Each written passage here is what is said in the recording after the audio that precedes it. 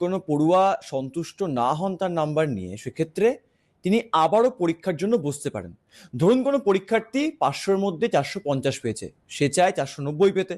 এবার প্রশ্ন হচ্ছে, সেই সুযোগ কি রয়েছে? হ্যাঁ, সেই সুযোগ এবার করে দিচ্ছে পশ্চিমবঙ্গ শিক্ষা সংসদ, উচ্চশিক্ষা সংসদ। এবং এই মুহূর্তে আমাদের সঙ্গে রয়েছেন বোর্ড সভাপতি ডক্টর পার্থ কর্মকার। স্যার, যে প্রশ্নটা যে ৪৫০ কেউ পেয়েছে, ৪৯০ পেতে চায়, এবং সেক্ষেত্রে আপনারা বলছেন যে রেজাল্ট সারেন্ডার করে, বিষয়টা ঠিক কি? হ্যাঁ, অ্যাকচুয়ালি দেখুন, এবারে যে পরীক্ষাটা হয়েছে আপনারা জানেন যে আমাদের ২৪ সালে west Bengal council of higher secondary education exam regulation ২০২৪ বেরিয়েছে। সেই অনুযায়ী কিন্তু এবারে পরীক্ষাটা হয়েছে।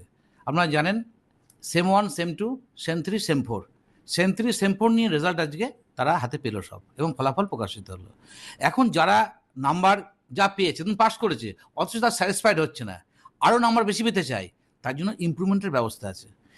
তার জন্য কিন্তু আমরা এই জাস্ট গতকাল ১৩ তারিখ আমরা মেমো নাম্বার ২১৩ আমাদের একটা নোটিফিকেশন হয়েছে। সেই নোটিফিকেশনে কি বলা আছে, যে কোনো ছাত্রছাত্রী যদি পরীক্ষা দিতে চায়, আবার পরীক্ষা দিতে চায়, তাহলে তাকে তার মার্কশিট সার্টিফিকেটটা সারেন্ডার করতে হবে। সারেন্ডার করে পরবর্তীকালে যখন পরের বছর যখন পরীক্ষা হবে, সেই পরীক্ষায় তাকে বসতে পারবে, এবং যে নাম্বারটা পাবে সেই নাম্বারটা ইমপ্রুভমেন্টের জন্য যোগ করে তাকে নতুন করে মার্কশিট সার্টিফিকেট দেওয়া হবে। এটা এই যে ২৪ সালের রেগুলেশন, সেই রেগুলেশন অনুযায়ী কিন্তু কাজটা হয়েছে। অন্যদিকে কি মনে হচ্ছে স্যার, যে নতুন একটি নিয়ম, সেই নিয়মে অনেক পড়ুয়ারা কি সাড়া দেবে? অনেকে কি স্যাটিসফাইড নাও হতে পারে? এখন আমরা সেটা তো বুঝতে পারছি না, এটা ছাত্রের উপর নির্ভর করছে, ছাত্র বা ছাত্রের উপর নির্ভর করছে।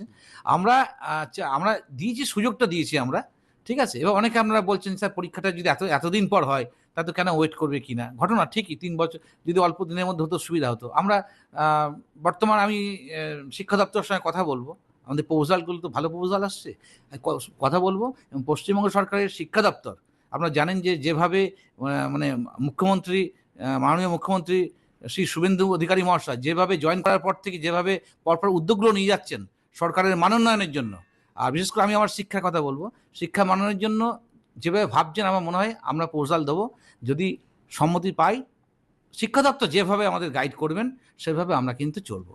অন্যদিকে এবার একটি খুব তাৎপর্যপূর্ণ বিষয় দেখা গেল, যে বক্স প্লট, অর্থাৎ প্রত্যেকটি স্কুলের কিরকম ফলাফল হয়েছে, বা সেই স্কুলে কতটা জরুরি আরো ভালো ফলাফলের জন্য আলাদা এবারে করেছি, অন্য আবার ছিল না। এবারে করেছি কি, আমরা প্রতিটি বিদ্যালয়ে যে টোটাল যে পরীক্ষা দিল, তার একটা স্ট্যাটিস্টিক্যাল অ্যানালিসিস করে আমরা দিচ্ছি। কেন দিচ্ছি জানেন তো?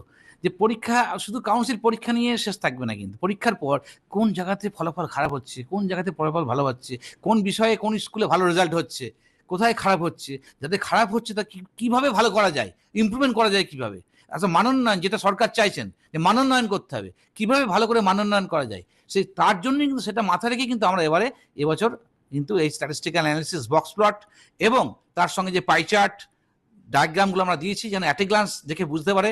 স্কুলে শুধুমাত্র এটা স্কুলের, ধরুন আমরা শিক্ষা পোর্টালে দিয়ে দিলাম, আমাদের যে পোর্টাল আছে কাউন্সিল পোর্টালে দিয়ে দিলাম ইন্ডিভিজুয়াল স্কুলের, সেখান থেকে স্কুল তার গ্রুপে দিয়ে দিলে স্কুলের প্রতিটি ছাত্রছাত্রী, স্কুলের গার্জেন, স্কুলের মাস্টারমশাইয়ের মধ্যে ওই বাহ, এই সাবজেক্টের রেজাল্ট ভালো হয়েছে, এই সাবজেক্টের রেজাল্ট খারাপ, তাহলে কোন কোন জায়গায় কেন খারাপ হয়েছে, সেই শিক্ষক শিক্ষিকা, কারণ পশ্চিমবঙ্গে প্রতিটি স্কুলে শিক্ষক শিক্ষিকা, খুব ভালো ভালো শিক্ষক শিক্ষিকা আছেন, তারা চান শিক্ষক শিক্ষিকা, হেডমাস্টারমশাই